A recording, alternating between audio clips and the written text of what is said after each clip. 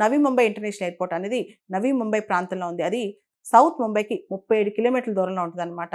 నవీ Mumbai airport project phase 1 అనేది దాదాపు 19,650 కోట్లు ఖర్చు పెట్టారంట ఫేజ్ 1కి. ఇది దాదాపు 1,160 హెక్టేర్ల విస్తీర్ణంలో ఉందంట. అంటే చాలా పెద్ద ఎయిర్పోర్ట్ అని చెప్పొచ్చు అనమాట.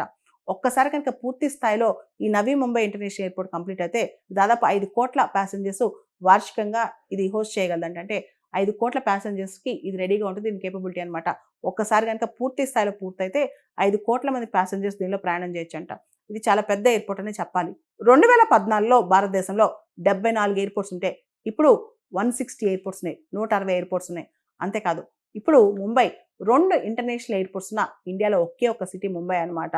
ఇప్పుడు ఛత్రపతి శివాజీ ఎయిర్పోర్ట్ ఉంది. తర్వాత నావీ ముంబై ఇంటర్నేషనల్ ఎయిర్పోర్ట్ ఉందన్నమాట. దాంతోపాటు అమెరికా, చైనా తర్వాత ఎయిర్ ట్రాఫిక్లో ఇండియా 3వ స్థానంలో ఉంది. గత సంవత్సర కాలంలో చూస్తే కనుక దాదాపు 17 కోట్ల మంది భారతదేశం నుంచి ప్రయాణం చేశారంట.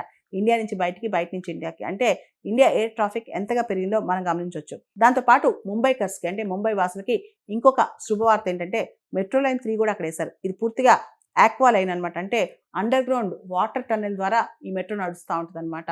సో ఇది కూడా వాళ్ళకి అక్కడ గుడ్ న్యూస్. ముంబైలో ట్రాఫిక్ కానీ, ముంబైలో ఒక ప్రాంతం నుంచి ఇంకో ప్రాంతం వెళ్ళటం కానీ చాలా కష్టం కాబట్టి ఈ metro line 3 under ground metro line వల్ల ట్రాఫిక్ కంజెషన్ కూడా మొత్తం తగ్గిపోద్ది. ఈ మెట్రో ద్వారా ముంబైకర్స్కి వాళ్ళ ప్రయాణం కూడా సులభం అయిపోతుంది.